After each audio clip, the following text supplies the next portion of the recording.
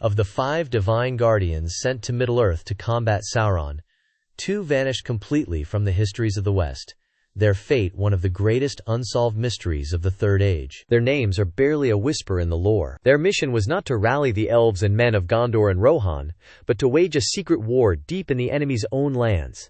A task so perilous and vast, it makes the Fellowship's journey to Mordor seem a well-trod path. This is the untold story of Alatar and Pallando, the Blue Wizards, and it forces us to confront the critical question that haunts the legendarium. Did they fall to darkness, swallowed by the very evil they were sent to fight? Or did their silent, unrecorded victory in the Far East prevent Sauron's forces from utterly overwhelming the world? Their story is not an appendix to the War of the Ring. It is the missing foundation upon which the victory of the West was unknowingly built. To understand their mission, we must return to a time before their arrival, to the undying lands of Valinor. In the twilight of its glory, as the shadow of Sauron began to stretch once more across Middle-earth, the Valar, the powers of the world, convened a council. They would not intervene directly, for their power was too great and could shatter the world as it had in the war against Morgoth. Instead, they would send emissaries. 5 of the Maiar, lesser angelic spirits of immense power, would be sent, clad in the flesh of old men, to counsel and guide the free peoples, not to command them. Their power would be veiled, their wisdom their primary weapon. They were to be a force for hope against Sauron's despair. They were to be the Istari, the wizards. The first to be chosen was Curumo, a Maya of Aule the smith, powerful and skilled in all arts of the hand. He would become known as Saruman the White, the leader of their order. Then came Iwendil, a gentle spirit of Yavanna the Earthgiver,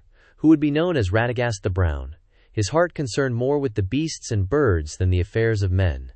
And then there was Olorin, a Maya of Manwë and Varda, wisest of all his kind. He was reluctant, afraid of Sauron's lingering power and declaring himself too weak for such a great errand. But it was this humility, this understanding of fear, that made him the perfect choice. He would be Gandalf the Grey. These 3 are known to history. Their deeds, their triumphs, and their failures are written in the Red Book of Westmarch. But they were not the only ones. 2 others were chosen to complete the Order of 5. The first was named Alatar. He was a Maya sent by Orome the Hunter, the Vala, who knew the vast eastern lands of Middle-earth better than any other. Orome himself had ridden through those plains in the ages before the sun, and he understood the scale of the darkness that festered there. Alatar, in turn, chose to bring with him his friend, Pallando. He too was a Maya of Orome. Together, they were known as the Ithryn Luin, the Blue Wizards, for their robes were the color of the deep sea. Their mission was inextricably linked. Their fate would be shared. But why were 2 wizards needed for this single mission,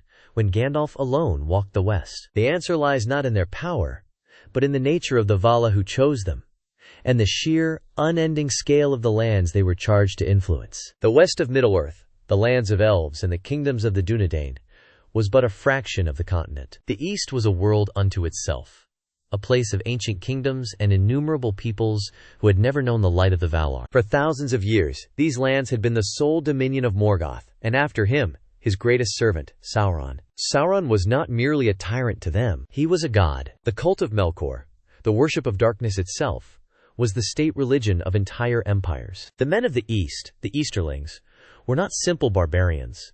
They were proud, numerous, and loyal to the Dark Lord, who they believed brought them order and power. This was the world Alatar and Pallando were sent to. Their task was not to lead armies or advise kings as Gandalf did. There were no kings in the East who would listen. Theirs was a mission of subversion, of infiltration, of counterintelligence. They were to sow dissent from within, to foster rebellion, to find any spark of freedom in a world that had only ever known the boot of the Dark Lord. They were a secret fire, sent to burn down Sauron's power from the inside. And here, the history becomes fractured. Tolkien's own writings present 2 vastly different accounts of their story, 2 timelines that change everything. The choice between these 2 timelines is not merely academic. It is the difference between failure and a victory so profound it saved the world without anyone ever knowing their names. The first, and older version of the tale places their arrival in Middle-earth around the year 1000 of the Third Age, alongside the other 3 wizards. In this telling, it was Saruman,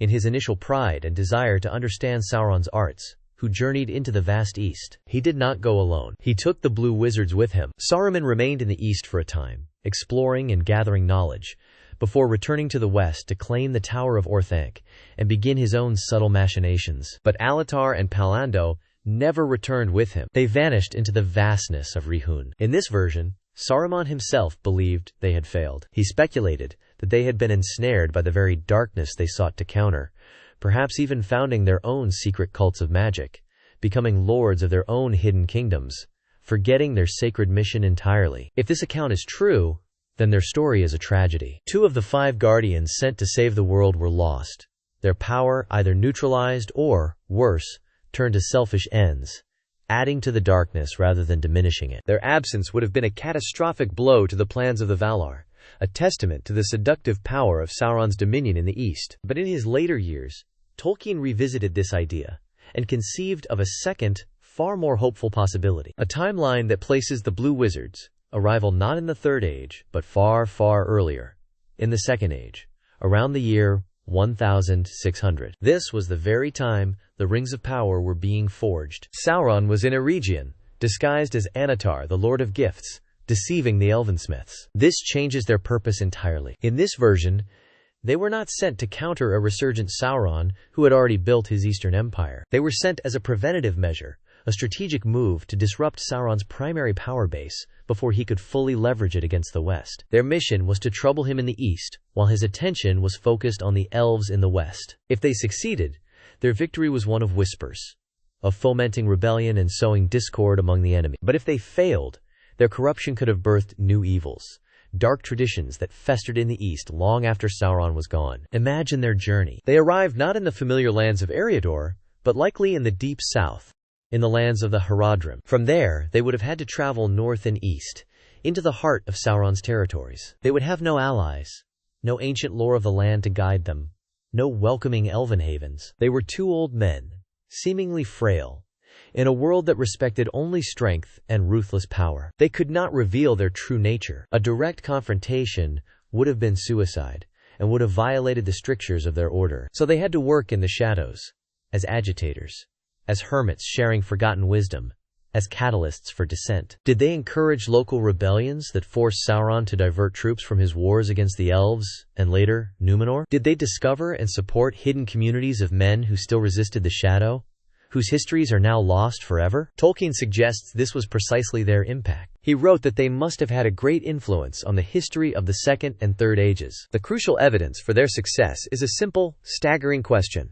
Why didn't Sauron win? In the War of the Ring, the armies that marched from Mordor and the east were immense, nearly overwhelming the combined strength of Gondor and Rohan. But considering the sheer population and centuries of mobilization in the east, those armies should have been even larger. They should have been an unstoppable, world-ending tide. Tolkien concluded that the forces Sauron was able to deploy were far less than he should have commanded, that something, or someone, had been working against him behind the lines for centuries, fanning the flames of dissent, stirring up civil wars, and disrupting his supply chains. The reason the West had any chance at all may be because the Blue Wizards had spent over 3,000 years ensuring Sauron could never bring his full, undivided might to bear. Their victory was not one of glorious charges or broken sieges. It was a victory measured in legions that never marched, in tributary kings who suddenly rebelled, in rebellions that drew Sauron's eye away at critical moments. A silent, thankless, and utterly vital war, fought in lands the West had forgotten. They saved the world by ensuring its greatest enemy could never truly unite his own. But this leaves a darker question. What was the cost of this long war? The Astari were forbidden from dominating the wills of others,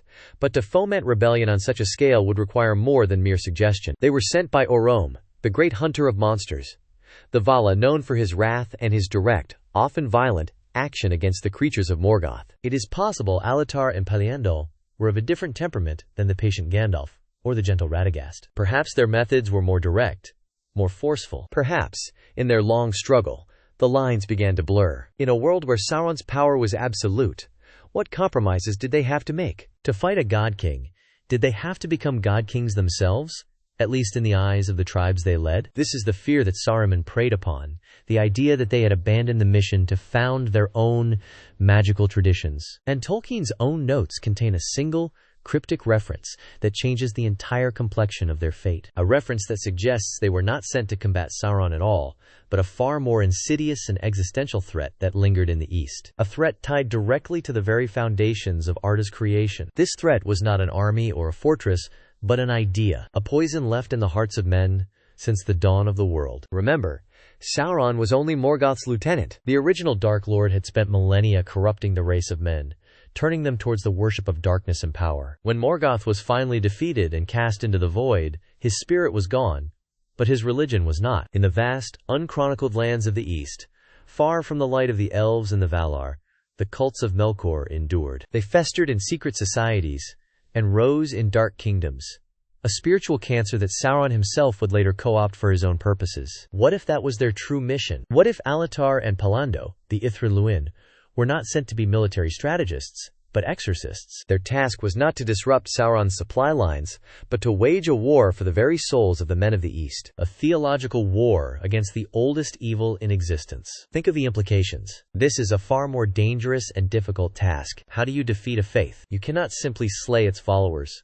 That only creates martyrs. You cannot reason with fanatics who believe their dark god is the true creator of the world. To fight a religion of fear and domination, you must offer a competing power, a different hope. Did they have to perform wonders? Did they have to counter the dark sorcery of the Morgoth priests with displays of their own power? And in doing so, in becoming miracle workers and wise men, did they begin to walk the same path as Sauron, gathering followers, inspiring devotion, and building their own power base? This reframes Saruman's accusation entirely. He claimed they started magic cults.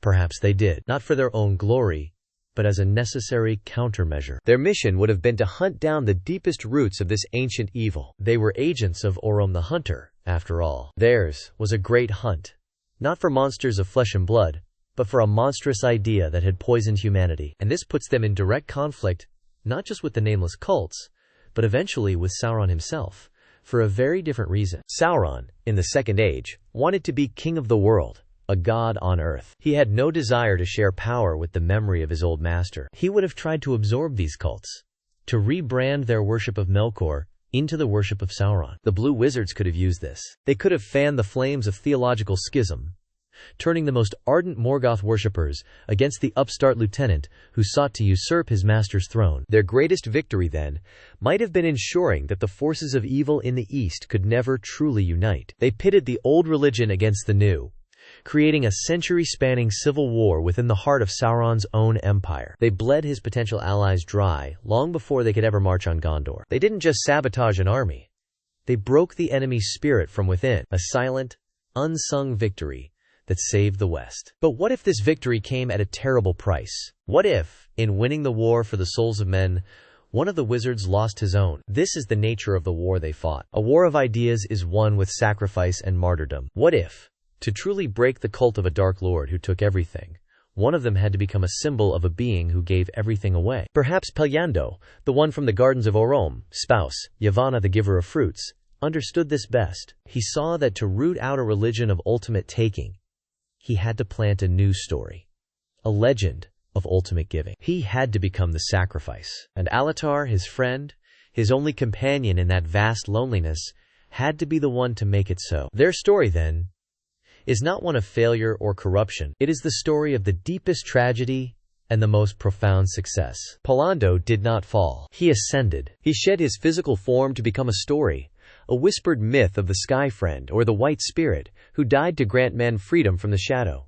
And what of Alatar? His task was perhaps even harder. He had to live on, alone. He became the guardian of that myth, the shepherd of a new hope. He stayed in the East, a silent warden, ensuring the memory of his friend was never twisted into a new tool of domination, forever fighting the long defeat. He succeeded where Saruman failed because he never sought a throne for himself, only to tend the garden his friend had planted with his own soul. This was their silent victory. This is why, when the War of the Ring finally came, the full might of the East never materialized. Sauron's recruitment was vast, but it was incomplete. He found kingdoms riven by schism, peoples who would not answer his call, and a quiet but stubborn hope in a power other than the Eye in the Dark Tower. The Blue Wizards didn't fail. They were not forgotten. They were consumed by their mission, becoming a firebreak that contained the oldest of evils, burning themselves down to the very soul to protect a world that would never know their names. Theirs is the unseen battle, the footnote in the great history,